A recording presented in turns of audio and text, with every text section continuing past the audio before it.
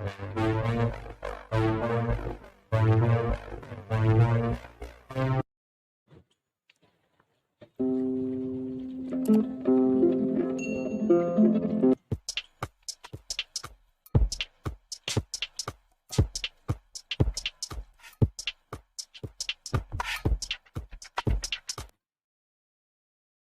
dilihat ini apa? Ya, bisa. Kalau tidak bisa, geser-geser lagi selesai sedikit kepalanya.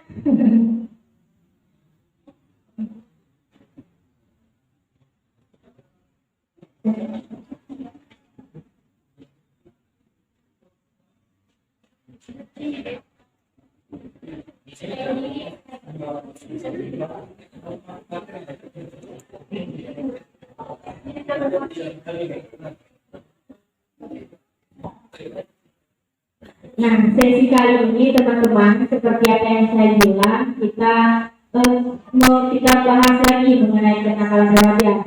Nah, adapun pemateri kita pada hari ini yaitu dari pihak kejaksaan, Pak Ferry namanya.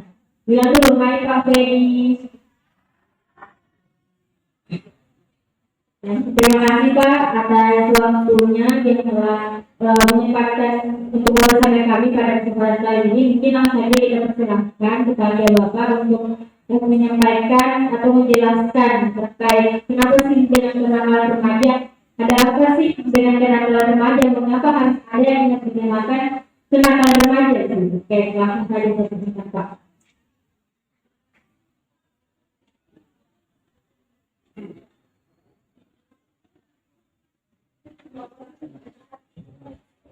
Ya, Assalamualaikum warahmatullahi wabarakatuh.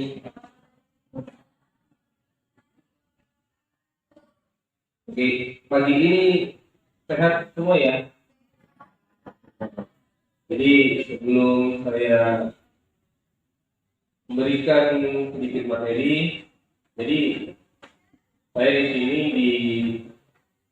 diperintahkan oleh pimpinan karena pada saat yang bersamaan pimpinan di kantor lagi ada meeting lewat online, Zoom meeting. Jadi saya di sini bawa beberapa rekan. Saya kenalin satu-satu ya. Dan yang di ujung, minta tolong berdiri, kakak perempuan. Kakak ini nama panggilannya Kakak Ira. Jadi bisa panggil namanya Kakak Ira. Dia asli Semarang ya. Di Semarang. Kakak Ira ini sama dengan cerita. Oke. Berikutnya ini saya baru tahu tadi ternyata kakak ini program KKN juga ini termasuk program KKN yang ternyata sudah. Ini namanya kakak Iwan. Kakak Iwan. Dia kalau yang pertama itu di bidang intelijen. Kalau ini kakak Iwan berada di bidang pembinaan. Sudah berkeluarga. Orang ya. Berikutnya, makasih kakak Iwan. Berikutnya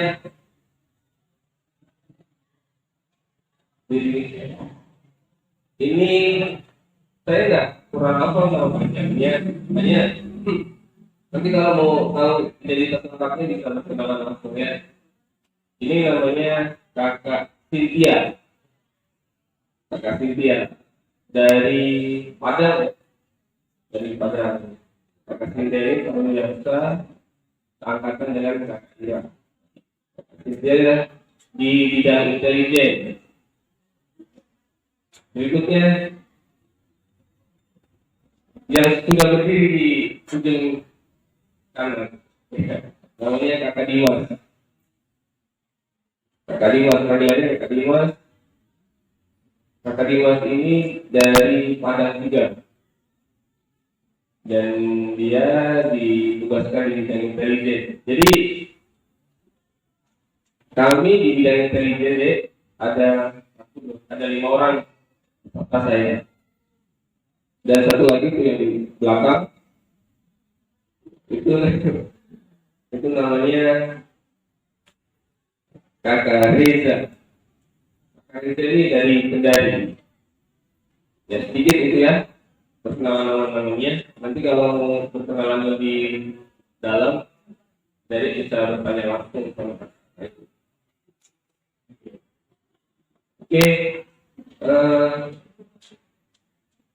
jadi pada kesempatan pagi ini saya ingin menyampaikan tentang kenakalan remaja. Langsung jalan slide-nya. Jadi sebelumnya kami ingin sedikit mengenalkan kejaksaan. Mungkin dari adik-adik belum familiar dengan kejaksaan, yaitu bisa dibaca ya. Kejaksaan Republik Indonesia adalah lembaga hukum pemerintahan yang fungsinya melaksanakan kekuasaan negara di bidang penuntutan. Jadi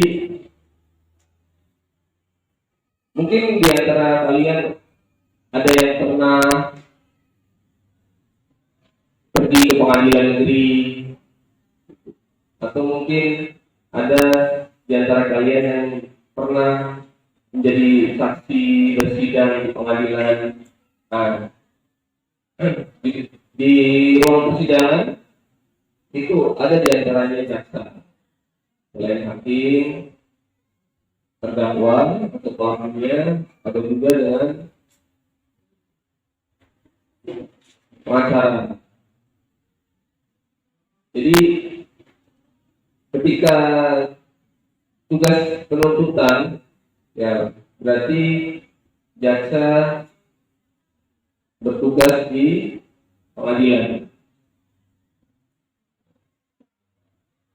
Dan bisa ditandai dengan seragam hitam panjang yang istilahnya kami ini toga.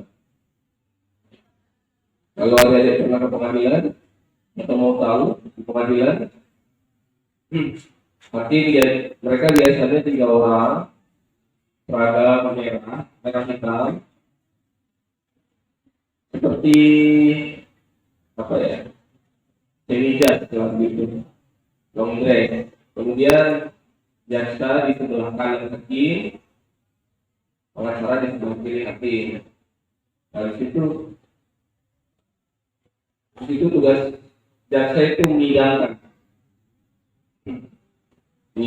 mulai dari nanti kami bacakan surat dakwaan atau namanya istilah lainnya surat tuduhan kami bacakan.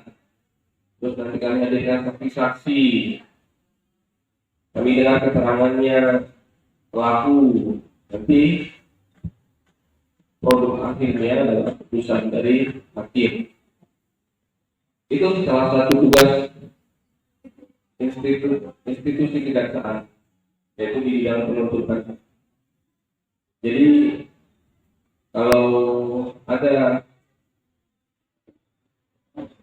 seseorang atau lebih jadi korban, gitu kan, korban penganiayaan, korban kenakalan remaja juga bisa, itu bisa melapor ke polisian.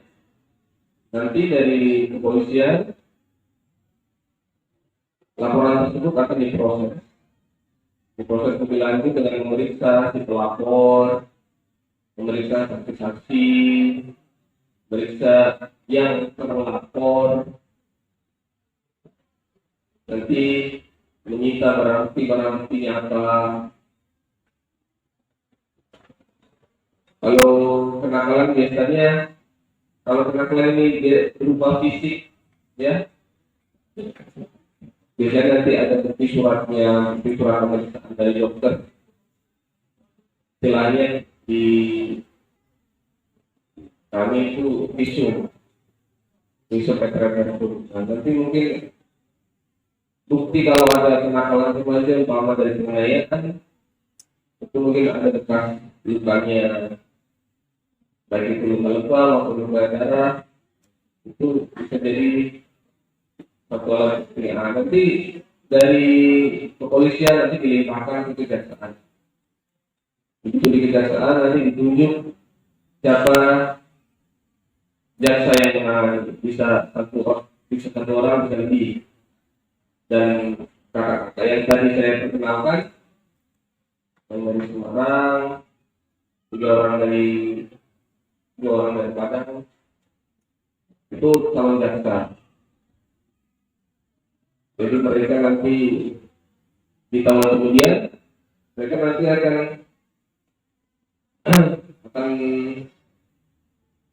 memperoleh jabatan jaksa. Jadi sudah bisa nanti kakak yang tadi untuk sidang. Jadi itu di antaranya itu yang kami proses, yang kami tangani, di antaranya adalah seperti kenakalan remaja. Kalau konsep dia kenakalan remaja itu di sini jadi subjeknya adalah anak remaja. Jadi ada ini ya, ada ini usianya sekitar berapa sampai berapa ya di sini? 16-17. Udah paham kalau ini terus kenapa harus mau?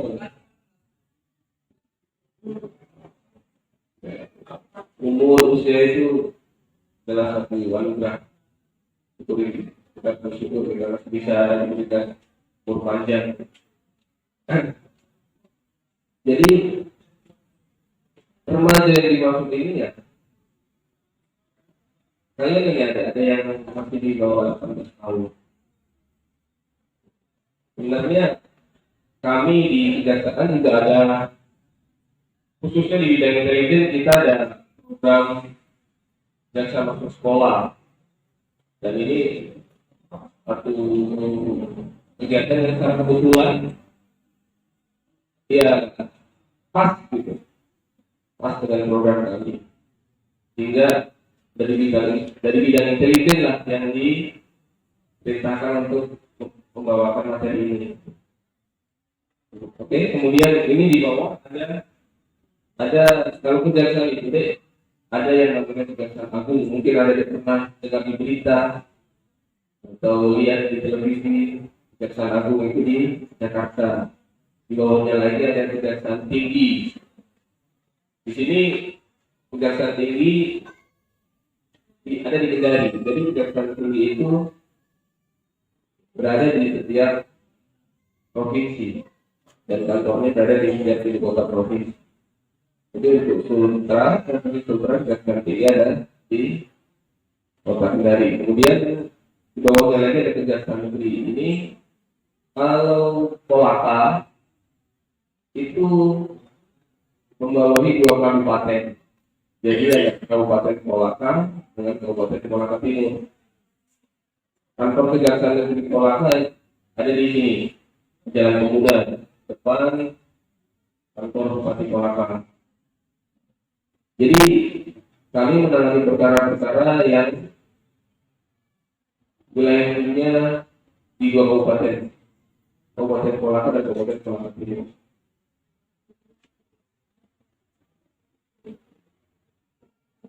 Ya.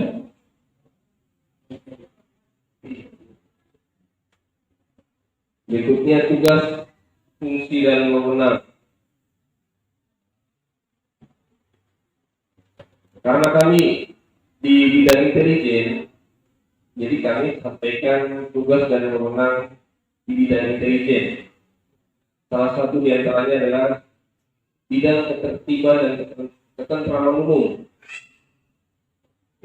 seperti peningkatan kesadaran hukum masyarakat. Ini peningkatan kesadaran hukum masyarakat kita lakukan dengan beberapa program, biasanya seperti penyuluhan hukum, kebenaran hukum, terus jasa masuk sekolah, jasa menyapa, itu adalah program-program yang tujuannya adalah meningkatkan standar masyarakat. Dan kemudian ada pengamanan kebijakan penegakan hukum. Jadi kita ini di bidang intelijen mempunyai tugas melakukan pengamanan. Pengamanan ini pengamanan aset kantor. Aset kantor ini diantaranya pegawai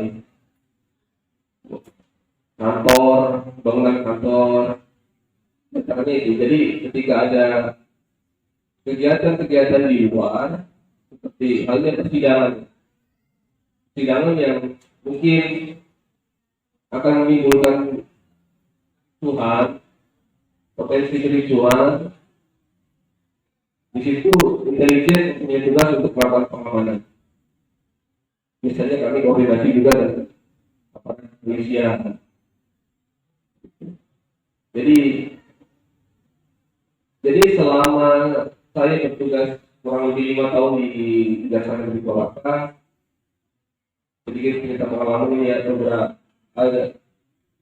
ada beberapa sidang yang dulu sidang dilakukan secara offline. Jadi terdakwa itu dihadirkan di persidangan. Ya, jadi karena ini pandemi ini kan dari tahun 2020, jadi dari tahun 2020 sampai sekarang sidang masih dilakukan secara online. Jadi jaksa ke pengadilan. Lalu kantor pengadilan di depan kantor dewan, depan kantor DPRD, itu kantor pengadilan negeri. Biasa jaksa, saya atau yang lain itu kalau sidang di kantor pengadilan. Jadi tinggal jalan kaki saja. Nah jadi sebelum sidang online, saat dulu sidang masih dilakukan secara offline, pernah ada pengalaman karena perkara yang saya tangani perkara yang perkara pembunuhan. Jadi ada 2 orang yang menjadi korban dan tersangkanya juga 2 orang, pelakunya 2 orang. Itu menjadi perhatian pimpinan dan sudah menjadi konsumsi publik karena sudah beredar di media massa, media online. Dan itu sampai ketika saya menghadirkan saksi-saksi yang melihat kejadian itu sempat terjadi kericuan di ruang persidangan. Itulah di situ kami di bidang intelijen ditugaskan untuk melakukan pengamanan di ruang persidangan. Yang kita amankan jaksa karena itu adalah aset kantor. Itu harus kita amankan jaksa. Kemudian barang bukti ya kita amankan. Kemudian pelakunya juga kita amankan dan sampai nanti di ruang persidangan terjadi hal-hal yang tidak kita inginkan seperti ya ada pemukulan atau ada penyerangan terhadap tersangka itu yang harus kita antisipasi.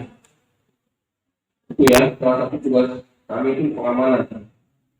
Kemudian pengawasan peredaran barang cetakan, pengawasan aliran kepercayaan yang membahayakan masyarakat dan negara, pencegahan penyalahgunaan atau penodaan agama, dan penelitian dan pengembangan hukum serta statistik kriminal. Mungkin ada sudah pernah dengar ya, beberapa tahun sebelumnya ada buku cetakan yang di dalamnya mengandung unsur-unsur seperti komunisme, ya, juga ada ajaran-ajaran yang mengatasnamakan salah satu agama besar di Indonesia, tetapi dengan dengan kegiatan-kegiatan yang menyimpang, itu juga kami melakukan pengawasan terhadap hal seperti itu supaya tidak menyebar, dan kita usahakan supaya ajaran-ajaran menyimpang tidak tumbuh, tidak berkembang.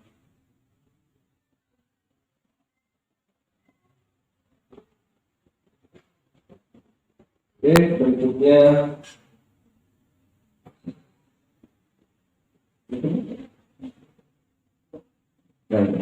sekolah berintegritas. Jadi salah satu diantaranya adalah didukung dengan pendidikan yang efektif. Apa sih pendidikan yang efektif? Adalah pendidikan yang memungkinkan peserta didik dapat belajar dengan mudah, menyenangkan, dan dapat mencapai tujuan sesuai dengan capaiannya. Jadi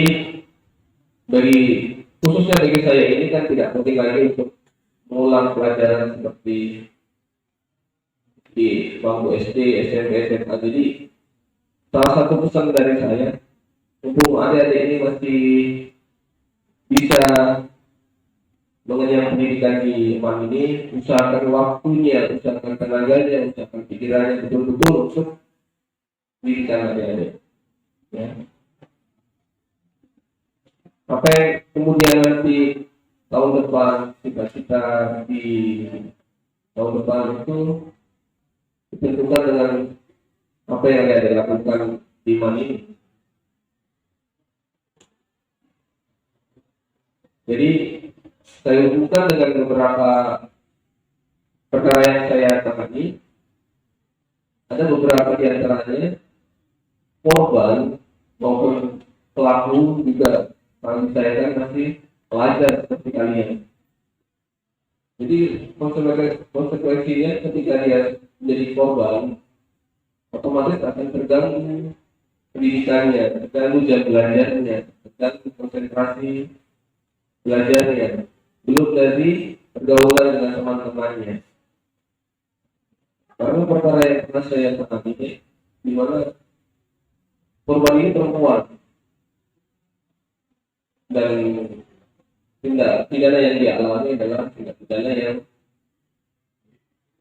sifatnya cabul, ya, cabulan. Jadi saya titip pesan juga buat adik-adik yang berkunjung di sini, jaga diri kalian. Kalian masih punya orang tua, pikirkan baik-baik apa yang sudah orang tua kalian perjuangkan untuk kalian sampai bisa sekolah di sini. Karena ketika saya nilai itu kalau korban itu ruginya banyak sekali. Sudah menjadi korban, belum dengan di luar perkara itu, seperti hanya di sekolahnya. Karena yang saya tangani ini, ketika dia sudah menjadi korban, dia akan cenderung akan tidak rajin lagi untuk berangkat sekolah. Semangat belajarnya berkurang. Jadi saya ingin menyampaikan sesuatu yang sifatnya ke depan. Mungkin belum bisa dari bayangkan, tapi saya hanya bisa ceritakan pengalaman. Pengalaman perkara-perkara yang saya tangani yang dibuat dengan anak. Itu di satu sisi anak sebagai korban, tapi yang sebagai pelaku juga ada. Jadi secara logika kalau dia sudah menjadi tersangka, ya imbasnya nanti akan kepada pendidikan di sekolah. Otomatis yang sekolah pun tidak akan ragu-ragu untuk keluarkan anak yang sebagai pelaku ini.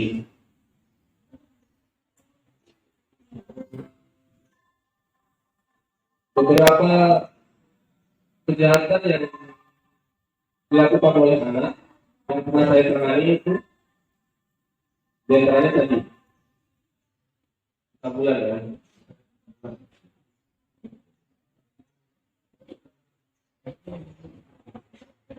Diantaranya 4 bulan. Kemudian ada satu dua.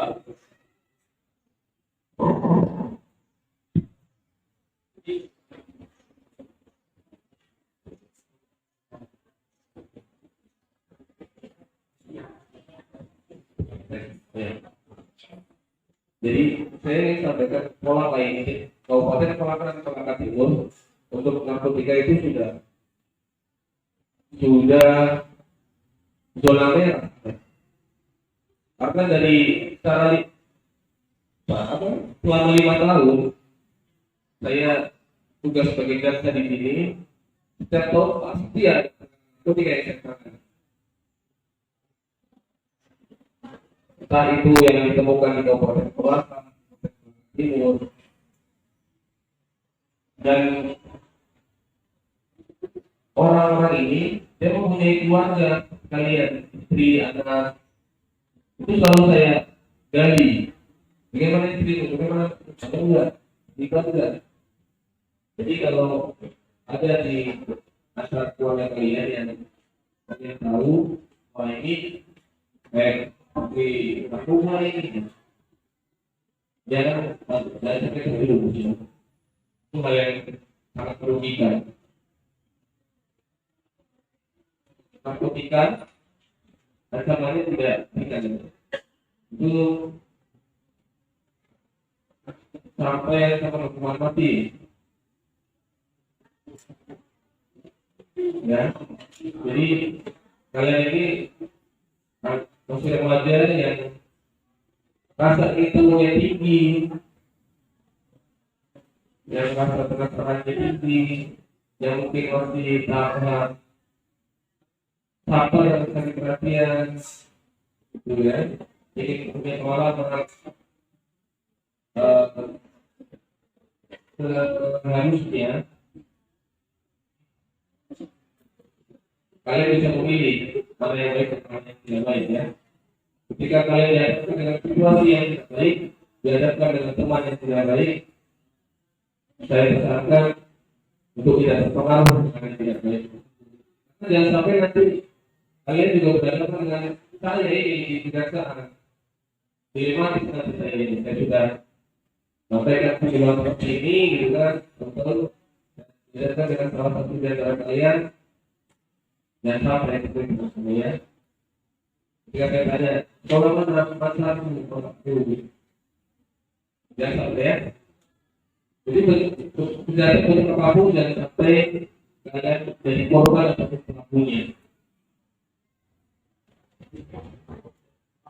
Kemudian pola yang efektif indikatornya. Pemimpinan pertama, pemimpinan dan perhatian dari guru-guru di sekolah. Kedua, tim yang nyaman dan tertib dalam pembelajaran. Ketiga, penguasaan tentang ilmu pengetahuan. Keempat, pemahaman tentang pengajaran. 5, penilaian siswa. Jadi memang 5 faktor ini memang faktor yang tidak bisa hanya salah satu saja yang harus ada, yang ada. Karena satu dari yang lain itu akan saling mempengaruhi. Ya, jadi karena saya berada di adik, yang saya memberikan dua kali lah ilmu pengetahuan. Ya, yang ketiga, penguasaan terhadap tentang ilmu pengetahuan. Maksudnya tentang ilmu pengetahuan. Ilmu pengetahuan apa yang kalian ada? Semua itu diperdalam. karena nanti akan jadi ciri khas adik-adik. Kalian bisa ada ditonjolkan bahwa di sini ada yang bahwa pemain di sini ada yang sangat menguasai dalam hidup matematik atau sains. Padahal dalam kemampuan itu, saya dulu ketika di SMP, saya suka matematika, saya suka bahasa. Di antaranya bahasa Mandarin dulu di SMP kita belajar bahasa Inggris. Jadi itu yang terus kita tingkat sampai nanti satu nilai nilai yang muncul kita saya pada ini dari matematika tapi bisa di perjalanan di tingkat SMA diberikan kedua sisi. Kemudian pengalaman tentang pengajaran kurang lebih sama ya, intinya adalah penguasaan terhadap ilmu pengetahuan. Jadi itu untuk menciptakan pola yang efektif supaya perjuangan orang tua sejahtera kalian supaya tidak sia-sia. Jadi manfaatkan waktunya untuk belajar, untuk menguasai pelajaran, menggali pengetahuan seperti mungkin. Oke, perizinan katanya. Oke, kemudian berikutnya kategori remaja adalah masa anak dan masa dewasa yang berbeda dengan umur 12 sampai. Pengertian ini jadi anak-anak remaja pelaku yang melanggar hukum atau kejahatan yang dilakukan oleh remaja berusia 16 sampai tahun.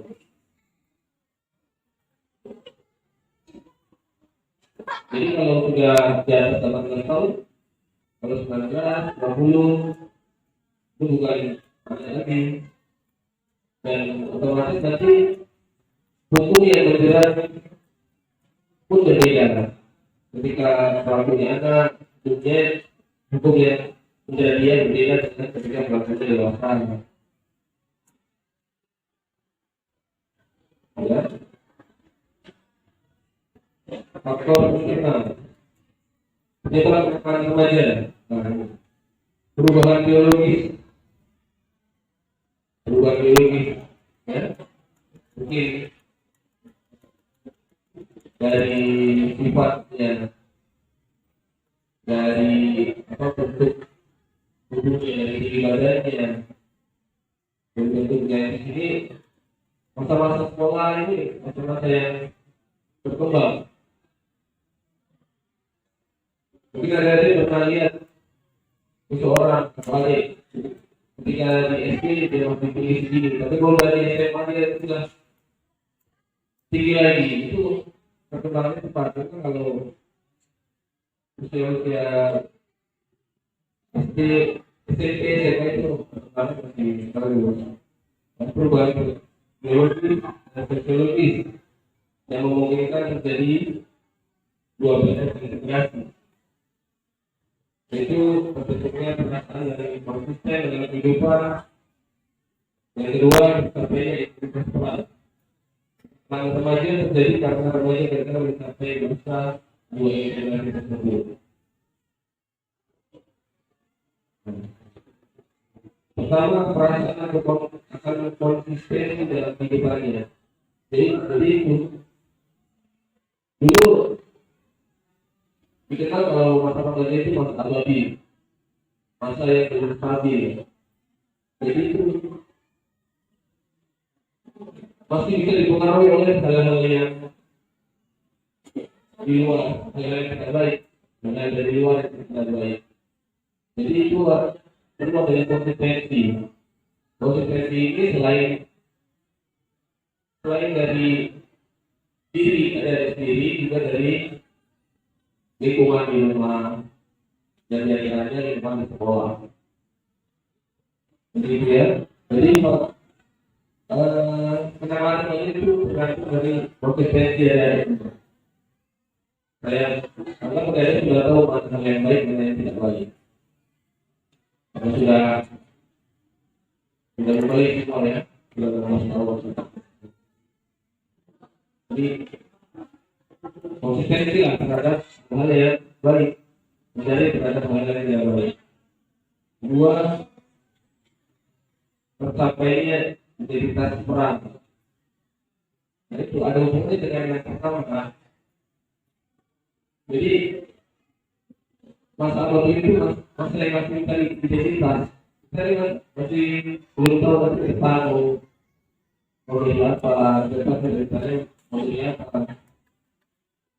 Ada tidak anak yang ditanya ketika SD ditanya dari kamu apa?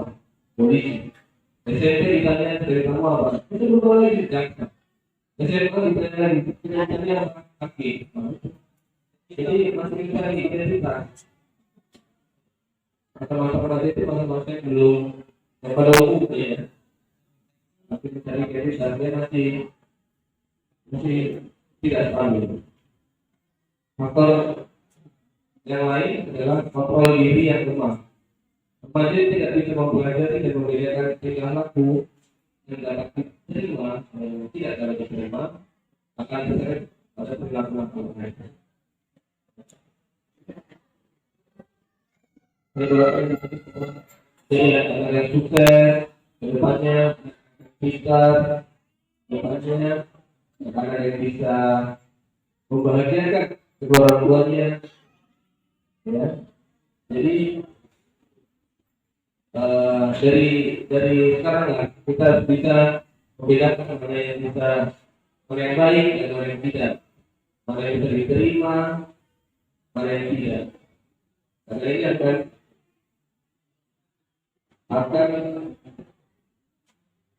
berpengaruh pada tingkatan kalian. Kenakalan remaja ini berpengaruh pada perilaku sikap kalian yang kalian ambil nanti ya. Begitupun bagi mereka yang telah mengetahui keduanya namun tidak dapat menguasai diri untuk bertingkah laku sesuai dengan pengetahuannya. Seperti saya sampaikan tadi, kalian sudah dewasa, mungkin sudah tahu mana yang baik dan mana yang tidak. Oh, kalau mukul teman gak bagus nih. Nah, oh, kalau ngambil barang punya teman gak bagus nih. Apapun alasannya, kalau saya mau ambil motor punya teman karena saya butuh uang, jangan. Ya, hindari hal seperti itu. Karena apapun alasannya tidak bisa ditoleransi oleh kami. Ya. Umpama nih, mungkin di antara kalian ada yang pacaran, ya, satu sekolah atau mungkin dengan lain siswa, lain sekolah. Jaga cara berpacaran kalian, ya.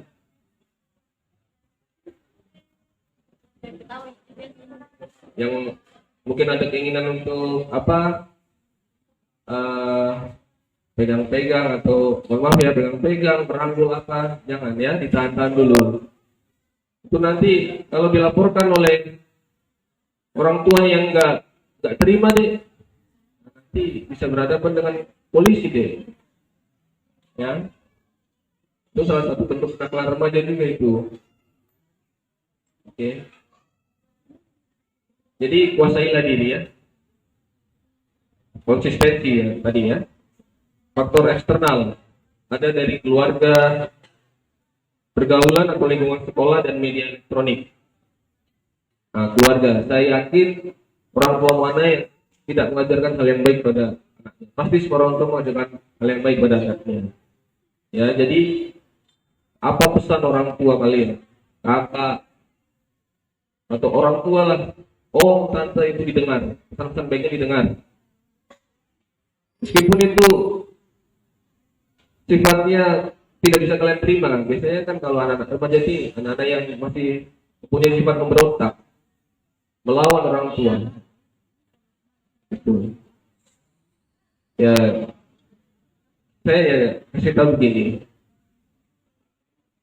orang tua tuh pasti bisa melihat, menilai bagaimana pergaulan kalian di luar, bagaimana teman-teman kalian di sekolah, teman-teman di kampung, sekitar rumah. Jadi pasti ada maksud, ada tujuan ketika orang tua kalian memberikan nasihat, memberikan larangan. Ada nggak yang di sini masih di luar rumah di atas jam 9 malam? Tidak ada ya? Bagus. Saya ini sudah punya keturunan 1 orang anak. Nanti saya ketika di usia kalian anakku nggak akan saya kasih izin sampai jam 9 malam. Untuk menjaga hal-hal yang tidak diinginkan itu yang paling penting. Ketika mungkin ada orang tua, ibu atau bapak pesan kalau mau main sampai jam 8 apa jam 9 malam, ikuti aja. Ya. Karena tujuannya itu sangat baik pasti. Kemudian faktor pergaulan atau lingkungan sekolah,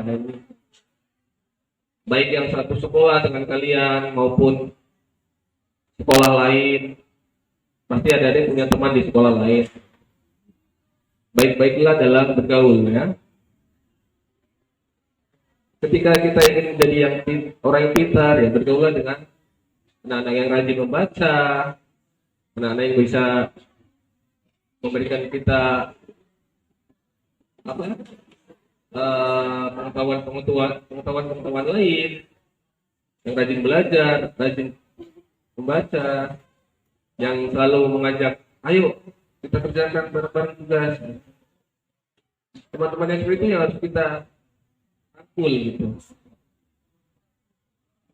Ya, supaya kita nanti tertular, misalnya orang itu akan tertular pintarnya, tertular rajinnya, tertular sholatnya, ibadahnya. Jadi kalau mau jadi anak yang rajin sholat, rajin ngaji, ya, pilih-pilih juga dengan teman-temannya. Kemudian media elektronik. Nah ini memang media elektronik ini sudah sangat berkembang ya. Jadi mungkin ada yang pernah dengar istilah hate speech. Jadi di media sosial orang itu ngata-ngatain. Ada mungkin yang kesal dengan temannya, dia ngata-ngatain di Facebook. Dia ngata-ngatain di apa lagi? Instagram. Posting di WhatsApp. Hindari hal seperti itu ya. Karena ada hukumnya yang bisa kalian hadapi dengan terhadap perbuatan seperti itu. Ada nanti istilahnya penghinaan, ada nanti namanya pencemaran nama baik. Gitu. Ya, jadi baik-baiklah dalam menggunakan WhatsApp, menggunakan Facebook, kalau mau posting, usahakan tidak menyinggung orang lain, usahakan tidak sampai membuat perasaan orang lain menjadi sakit, gitu ya. Kemudian faktor yang lain, ini tidak bentuk kenakalan remaja. Kakak Ira, di antaranya tawuran. Saya lihat selama ini belum ada di tawuran di jangan sampai ya. Mungkin yang ada di pernah lihat ini di televisi di Jakarta, Jabodetabek itu. Jangan lah ya, yang laki-laki yang diikuti seperti itu ya, tidak bagus. Tawuran seperti itu. Mencoret-coret dinding sekolah, mencuri, membolos sekolah, merusak fasilitas sekolah. Nah ini saya rasa bisa dipahami semua ya, menyontek. Apa itu? Menyontek, tidak hormat kepada guru, kurang disiplin, tidak mengindahkan peraturan, maksudnya ini menyalahi peraturan, mabuk dan menggunakan narkoba.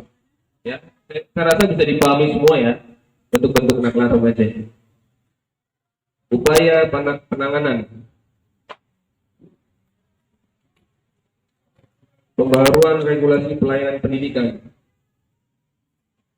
penguatan pendidikan moral keagamaan. Nah, ini yang cocok untuk kalian ya, yang kedua ini penguatan pendidikan moral keagamaan. Nah, itu ya. Jadi memang agama itu adalah tiangnya. Jadi kalau Islam kita, agama kita apa lemah setengah-setengah ya, tiang ini akan menjadi goyang. Malah nanti takutnya roboh. Kalau sudah roboh, ya udah. Segala sesuatu hal-hal yang tidak baik itu akan bisa masuk ke dalam orang tersebut. Jadi pendidikan keagamaan itu sangat penting sekali buat saya.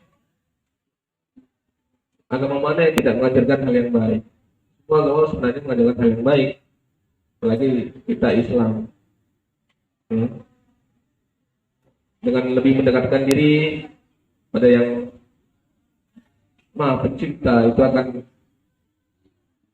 akan lebih bisa mengendalikan diri kita terhadap hal-hal di luar.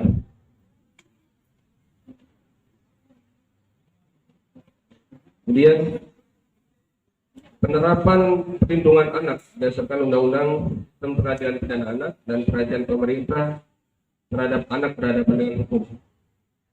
Nah ini, di sini ada Undang-Undang Nomor 11 Tahun 2012 tentang Sistem Peradilan Pidana Anak. Jadi dari undang-undangnya Sistem Peradilan Pidana Anak. Jadi anak ini sebagai pelaku atau korban?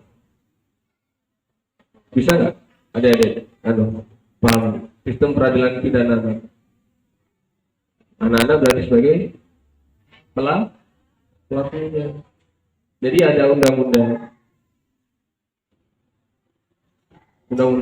di mana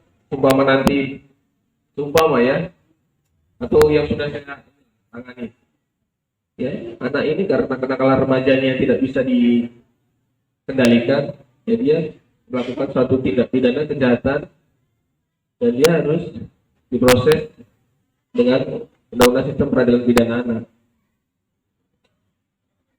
Terus bagaimana Kak dengan yang korbannya anak? Ada juga Undang-Undang Perlindungan Anak. Nah, ini dua hal yang berbeda ya. Jadi anak ini selaku korban, anak dilindungi dengan Undang-Undang Perlindungan Anak. Anak ini sebagai pelaku juga diatur oleh pemerintah dengan Undang-Undang Sistem Peradilan Pidana Anak. Kemudian perhatian terhadap anak berhadapan dengan hukum ABH. Pola diversi.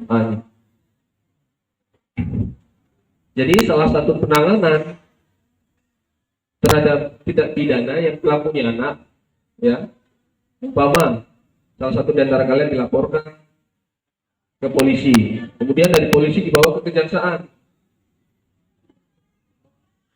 Nah, di kejaksaan itu ada penanganan penyelesaian perkara itu dengan diversi. Diversi ini istilah lainnya win-win solution lah. Jadi anak kita bawa ke kantor kejaksaan, kita panggil korbannya, kita panggil orang tua korbannya, kita panggil tokoh masyarakat, kita panggil aparat setempat, kita panggil tokoh agama, kita panggil kepala desa, lurah. Kita usahakan perdamaian. Tapi semua tergantung juga dengan korban ataupun orang tuanya mau tidak memaafkan perbuatan si pelaku anak ini. Itu. Jadi sebelum dibawa ke persidangan, sebelum nanti dapat putusan oleh hakim, ya kita usahakan diversi, kita usahakan jalan tengahnya, kita usahakan supaya damailah di antara keduanya. Itu kalau pelakunya anak, jadi ada diversi dulu. Tapi kalau tidak diversi ini gagal, ya nanti akan saya limpahkan ke pengadilan. Nanti anak-anak yang yang sebagai pelaku ini nanti akan kami sidangkan di hadapan hakim, di hadapan pengacara. Itu prosesnya akan lama lagi, berbulan-bulan, gitu ya. Kemudian upaya mengatasi kenakalan remaja. Ada preventif, represif, dan rehabilitasi. Ya, preventifnya ada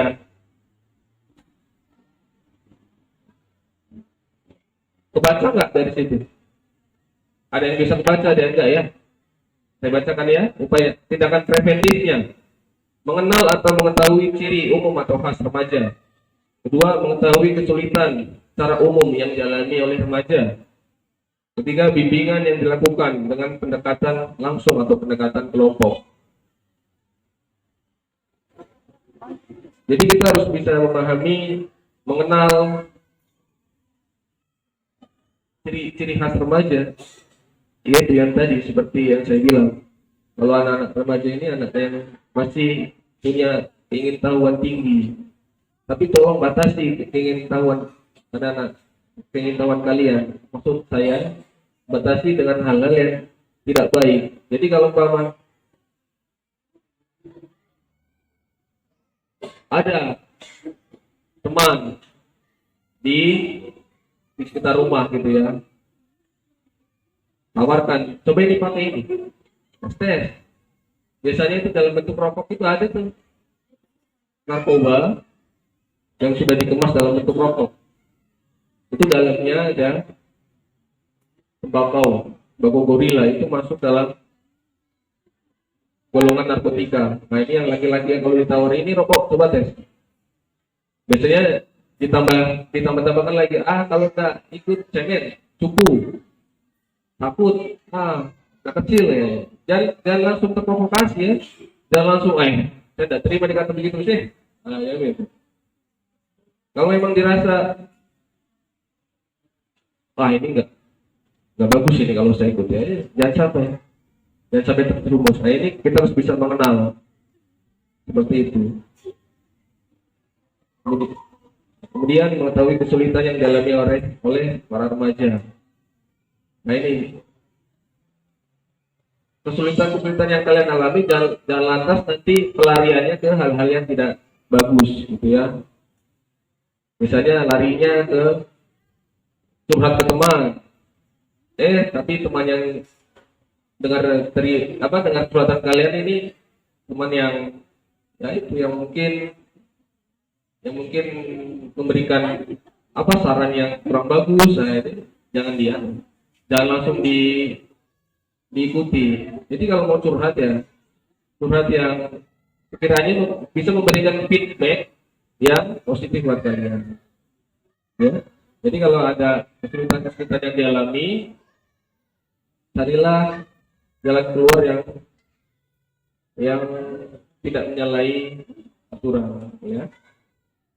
Bimbingan dengan pendekatan langsung atau pendekatan kelompok. Nah, ini bimbingan bisa dari sekolah, bisa dari guru-guru mengaji kalian, bisa dari orang tua.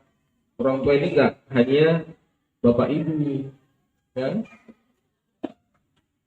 Tokoh-tokoh agama di lingkungan tempat tinggal kalian itu juga orang tua. Kakak, itu juga orang tua.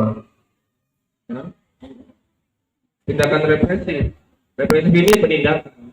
Jadi kalau sudah ada kejadian baru kita tindak lanjuti. Ini represif biasanya ya sudah berhadapan dengan hukum kalau sudah represif. Kemudian ada rehabilitasi. Oke. Yang terakhir. Terakhir ini ya. Ada nih. Jadi rekomendasi dari kami untuk mengatasi kenakalan remaja, pertama menguatkan sikap mental supaya mampu menyelesaikan persoalan yang dihadapi. Ya, mentalnya harus dibentuk secara bagus nih, jangan sampai terpengaruh dengan hal-hal yang tidak baik ya. Memberikan pendidikan bukan hanya dalam penambahan pengetahuan melalui pengajaran agama, melainkan pendidikan mental dan pribadi melalui pengajaran agama. Kemudian memperbaiki keadaan lingkungan sekitar, keadaan sosial keluarga maupun masyarakat di mana banyak terjadi kenakalan remaja. Memperkuat motivasi untuk bertingkah laku baik, mengadakan kelompok diskusi dengan memberikan kesempatan mengemukakan pandangan dan pendapat, menyediakan sarana dan menciptakan suasana yang optimal demi perkembangan pribadi yang wajar dan memberikan sanksi tegas pada pelaku kenakalan remaja. Saya kira bisa dipahami ya semua rekomendasi yang bisa kami berikan. Jadi cukup seperti itu yang bisa saya sampaikan terkait kenakalan remaja. Apabila masih ada yang ditanyakan, dibuka ya sesi pertanyaan ya. Oh iya, kembali kepada moderator. Baik, itu tadi penjelasan dari pihak kejaksaan, dari Pak Fendi. Terima kasih Pak atas penjelasannya yang dimana kita habis membahas mengenai kenakalan remaja, yang dimana jangan sampai kita jangan sampai kita terkait dengan namanya kenakalan remaja, dan jangan sampai juga kita terkait dengan adanya undang-undang sistem peradilan anak. Bagaimana sih cara mencegah dengan adanya kenakalan remaja ini, yaitu kita membangun hubungan yang baik terhadap sesama, baik yang lebih dewasa atau yang di bawahnya kita. Bagaimana kita memberikan wawasan dan pemahaman yang baik juga terhadap teman-teman sesama. Kita juga bisa memberikan saran yang baik, memberikan masukan-masukan baik kepada teman-teman, memberikan kepedulian kita terhadap teman-teman bahwa ini tidak cocok, bahwa ini tidak sesuai dengan yang namanya menjadi siswa yang baik, menjadi anak yang baik begitu. Karena anak remaja seperti kita ini sekarang sudah bisa yang namanya membedakan yang mana kita harus menjalani yang baik dan buruk, yang mana kita bisa membedakan antara baik dan buruk. Nah, mungkin adik-adik yang mau bertanya silahkan mengangkat tangannya. Kali ini saya membuka 2 sesi pertanyaan, cowok 1, cewek 1, bisa. Angkat tangannya. Yang mau bertanya langsung saja angkat tangannya, berdiri, sebutkan nama, kelas berapa. Atau mau curhat, Kak, ini ada temanku begini-begini, siapa? Yang bertanya saya kasih teh kotak. Haus kan? Haus. Oke, bertanya dulu, baru saya kasih teh kotak. Ada? Kalau tidak ada, saya bertanya. Tapi sebelum ada yang mau bertanya, angkat tangannya tinggi-tinggi.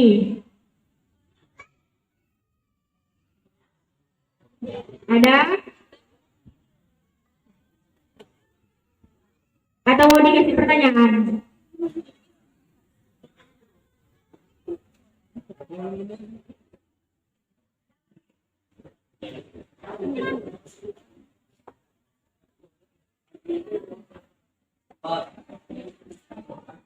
Saya buka 2 sesi Oke, ada. Silahkan berdiri. Maju sedikit, enggak sampai di mic nih. Oh ya, bisa ke sini ke depan sampai dilihat teman-temannya. Adik cantik. Oke.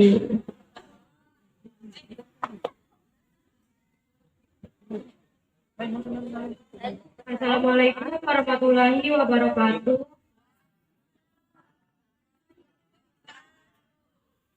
Nama saya Liatina Prasetya dari kelas 11 agama. Saya akan bertanya bagaimana cara menanggulangi kenakalan remaja. Terima kasih. Langsung saja dijawab dulu ya dari Pak Fedi. Silakan Pak.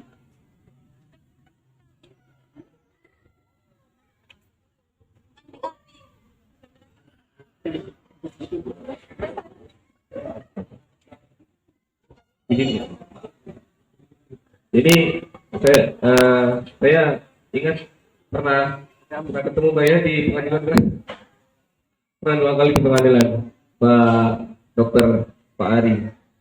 Jadi begitu saya masuk ciri khasnya adalah bersama tadi di sini. Pak Dokter Ari. Jadi bagaimana cara menanggulangi kenakalan remaja? Lakukan upaya represif ketika memang ada tindak pidana yang kami hadapi, seperti tadi yang saya bilang, kita ada upaya-upaya diversi. Kalau tidak bisa dilakukan upaya diversi, kalau gagal kita sidangkan ini pelakunya, kita sidangkan ini anak sebagai pelaku maupun anak sebagai korban. Itu. Nah selain itu ya seperti program ini program yang bagus sebenarnya, penyuluhan hukum. Seperti manfaatnya tadi meningkatkan kesadaran hukum. Jadi kesadaran kalian akan bahayanya kenakalan remaja, ancaman hukumannya bagi kenakalan remaja, gitu ya. Hal-hal apa yang bisa kita lakukan untuk mengantisipasi kenakalan remaja. Jadi gitu. Jadi nanti kalau ada yang ingin meminta materi tadi, nanti bisa berhubungan dengan KKI lah ya. Mungkin bisa kalian pelajari. Itu masih ada lagi. Coba yang laki-laki tuh. Ada nggak yang laki-laki? Masa kalau sama perempuan ya? Bagus.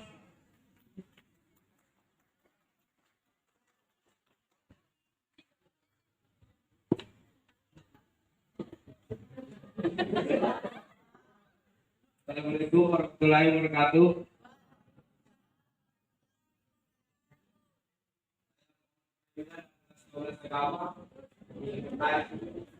Bagaimana kita kemarin seperti kita yang mesti dulu di bawah jemaah menggunakan bahwa apakah akan dengan ibadah tidak.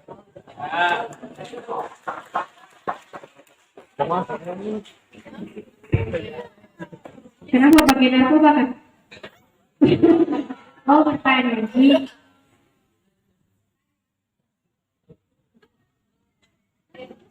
Jadi kalau ada yang berani bertanya harus dikasih apresiasi ya, karena sudah berani. Karena tidak banyak keberanian untuk bertanya, ya. Jadi kalau ada yang bertanya seperti tadi jangan disorakin, harus diapresiasi. Bagus.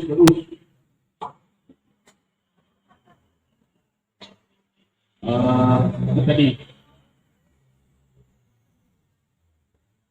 Jadi setiap kita menangani perkara narkotika, selalu kita dalami apakah umpama kamu ini ya, umpama kamu ini ditangkap sama polisi, gitu kan?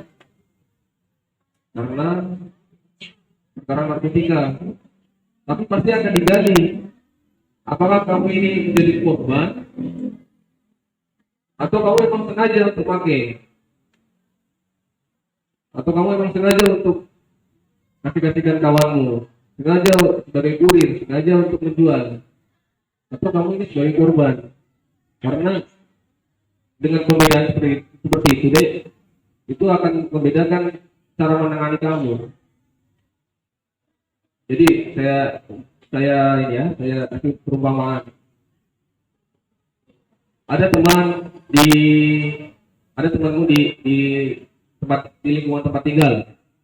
Seperti tadi dia kasih kau coba ini pokok. Atau pernah lihat nggak alat hisap sabu-sabu itu dari botol mineral, airnya setengah itu. Biasanya ada airnya tapi dikit.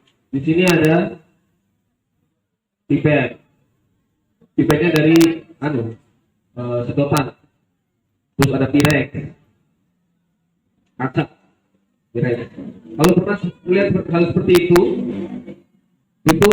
namanya alat hisap sabu-sabu.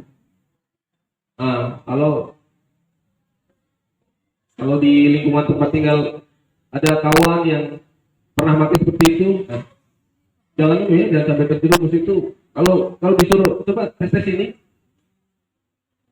jangan mau. Tapi kalau memang disuruh, itu kan terus biasanya diancam. Kalau nggak nurutin nanti bakal di apa kan, bakal diperlakukan seperti apa, mungkin bakal dipukul atau bakal pokoknya ada ancaman, itu berarti korban dia. Itu kalau memang kamu ini nanti korban penyalahgunaan ya, nanti penanganannya kamu akan diusahakan supaya direhab dulu deh, supaya disembuhkan, rehabilitasi. Tapi kalau kamu sengaja, kamu sudah tahu itu sabu-sabu, sudah tahu itu hal yang dilarang oleh hukum, sengaja mau pakai, nah itu yang salah. Itu nanti bisa, ya ini saya katakan bisa ya, bukan harus, bisa dikasih hukuman penjara kalau kamu sengaja. Karena jujur saya ini sebenarnya apa ya, bisa dikatakan muak dengan kejahatan narkotika karena nggak pernah habis. Dari tahun 2017 saya bertugas sampai sekarang selalu ada narkotika yang saya tangani. Dan jumlah yang paling banyak itu adalah 1 kilogram di sekolah kayak ini. 1 kilogram itu sudah jumlah yang paling banyak se Sulawesi Tenggara. Itu ada di Kolaka. 2 kali saya tangani. Minta ampun, pokoknya ini hati-hati lah bagi kalian yang generasi penerus masih remaja untuk tidak terpengaruh dengan narkotika ya. Sabu-sabu ini bentuknya seperti garam, serbuk kristal. Jadi kalau ada kawan yang bawa kayak garam di dalam saset plastik bening kecil, nah itu patut diduga itu kalau disuruh pakai dengan alat hisap tadi, jangan mau, itu sudah fix sabu-sabu. Seperti yang lain. Itu alat hisapnya itu ya. Ini hanya mengenalkan ya supaya kalian tahu, supaya kalian menghindari hal seperti ini ya. Itu dirakit seperti dirakit sampai menjadi alat hisap. Gitu ya.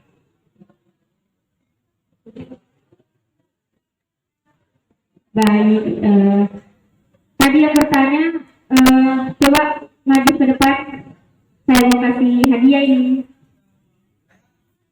Yang bertanya kok kan? Mau bikin apa nih? Canda. Tadi ceweknya mana ceweknya? Oh, dokumentasi dulu tahu. Pak mungkin bisa.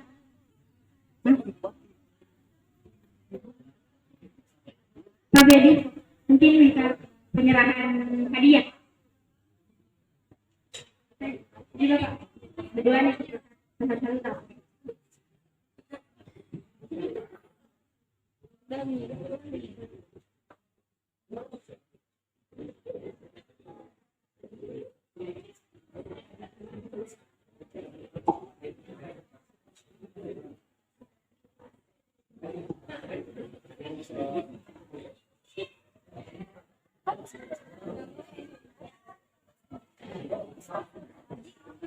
Antar kita, Bang.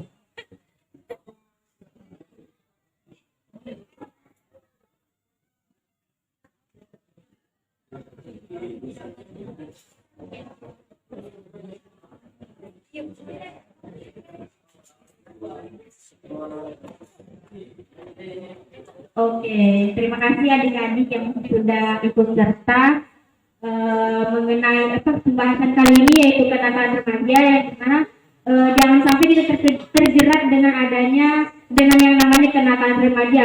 Itu tadi yang dijelaskan cara mencegah kenakalan remaja dengan tidak terjerat di dalam undang-undang sistem peradilan anak.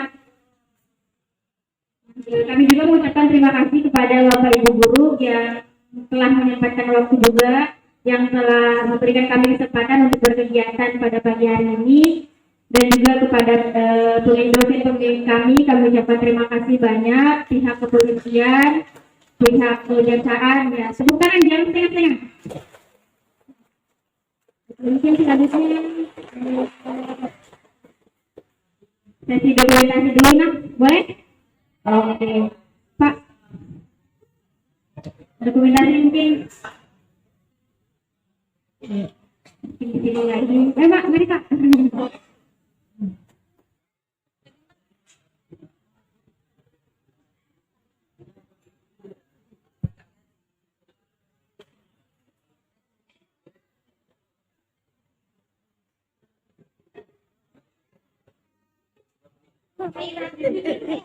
Enggak. Seperbaikan kita. Oh, enggak apa kami suara rata. Oh, kasih YouTube. YouTube.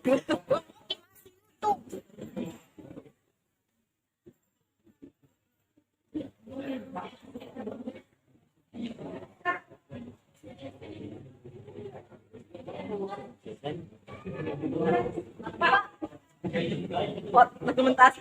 Hah? Dokumentasi, Pak. Ayo, Pak.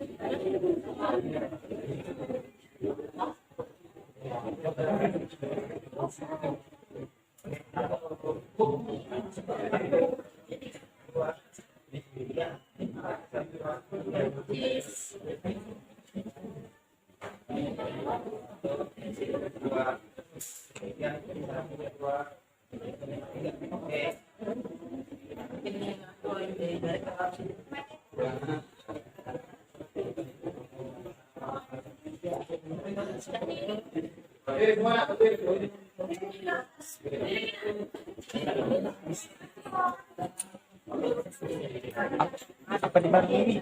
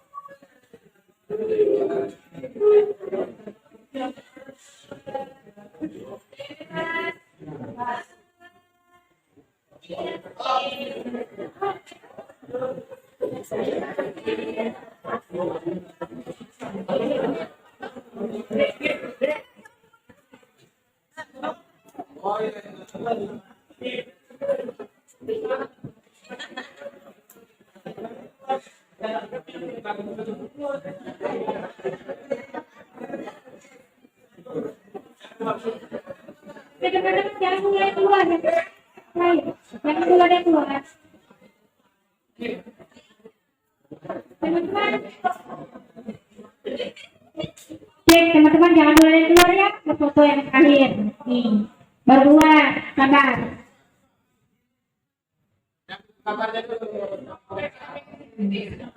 Ambil gambar dulu ya.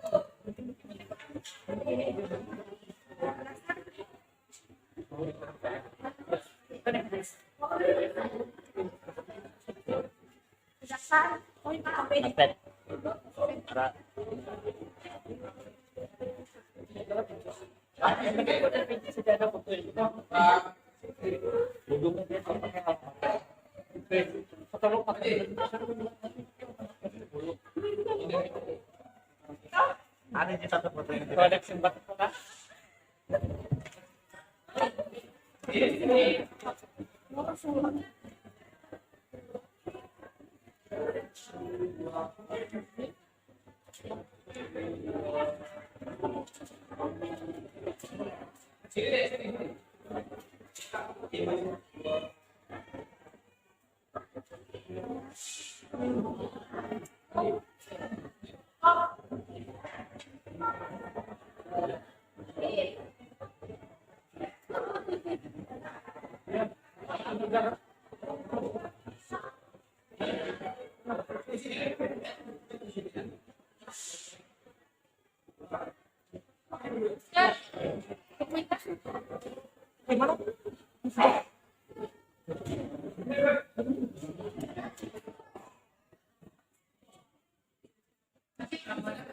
Iya.